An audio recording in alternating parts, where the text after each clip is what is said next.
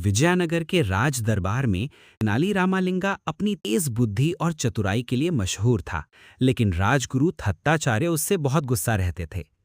तेनाली समझ गया था कि सीधी टक्कर लेना उसके लिए खतरनाक हो सकता है, इसलिए उसने फैसला किया कि वो अपनी बुद्धि से ही राजगुरु को सबक सिखाएगा। एक दिन तेनाली ने राजगुरु के रात के पहरेदार भद्रड़ू को चुपके से बुलाया। उसने उससे सोने के सिक्कों की एक पोटली दिखाते हुए कहा, अगर तुम मुझे राजगुरु के बारे में एक छोटी सी बात बता दो तो ये सारे सिक्के तुम्हारे। सिक्के देखकर भद्रड़ू की आंखें चमक उठी। उसने तुरंत बताया कि राजगुरु हफ्ते में 2 बार अंधेरा होने के बाद पूरब की ओर जाते हैं और सुबह होने से पहले वापस लौट आते हैं। ये सुनकर तेनाली के चेहरे पर एक चालाक मुस्कान आ गई। उसी रात तेनाली पूरब की ओर में एक बड़े पेड़ के नीचे छुपकर बैठ गया। कुछ देर बाद उसने देखा कि थत्ताचार्य चुपके से वहां आए और एक घर के अंदर चले गया। वो घर एक वश्या का था। तेनाली ने सब समझ लिया। सुबह होने से थोड़ी देर पहले जब थत्ताचार्य घर से बाहर निकले, तभी तेनाली अचानक उनके सामने आ खड़ा हुआ। प्रणाम गुरुदेव, तेनाली मुस्कुराते हुए बोला। अब मुझे समझ आ गया है कि लोग क्यों कहते हैं कि कुछ लोग बाहर से पवित्र और अंदर से बिल्कुल अलग होते हैं। अगर मैं चाहूं तो आपका ये राज पूरे राज्य को बता सकता हूं। ये सुनकर थत्ताचार्य का चेहरा सफेद पड़ गया। उन्होंने घबराकर कहा, रामालिंगा, कृपया ऐसा मत करो, मैं तुम्हारी हर बात मान लूंगा। तेनाली ने तुरंत कहा, तो फिर मेरी एक छोटी सी इच्छा पूरी कीजिए, मुझे अपने कंधों पर बिठाकर थोड़ी दूर तक ले चलिए।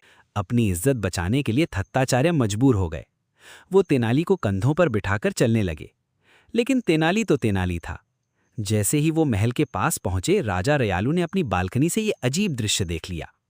राजा ने तुरंत सिपाहियों को हुक्म दिया, जो आदमी कंधों पर बैठा है उसे पकड़कर मेरे पास लाओ। तेनाली ने पल भर में राजा की बात समझ ली। उसने तुरंत कंधों से उतरकर नाटक किया और बोला, गुरुदेव, मुझे पाप लग रहा है, अब मैं आपको अपने कंधों पर बिठाकर अपनी गलती सुधारूंगा। थत्ताचार्य कुछ समझ पाते उससे पहले ही तेनाली ने उन्हें अपने कंधों पर बिठा लिया। तब तक सिपाही पहुंच गए। उन्होंने थत्ताचार्य को खींचकर नीचे गिरा दिया और घसीटते हुए राजा के सामने ले गए। जब राजा ने देखा कि पिटने वाला व्यक्ति राजगुरु थत्ताचार्य हैं, तो वो हैरान रह गए। उन्होंने गुस्से में सिपाहियों से पूछा, ये तुमने क्या किया? सिपाहियों ने डरते हुए कहा, महाराज, हमने तो आपका ही आदेश माना। अब थत्ताचार्य के पास सच बताने का कोई रास्ता नहीं था, क्योंकि सच बोलते ही उनका राज सबके सामने आ जाता। इसलिए उन्हें चुप रहना पड़ा। तेनाली दूर खड़ा सब देखकर मन ही मन मुस्कुरा रहा था।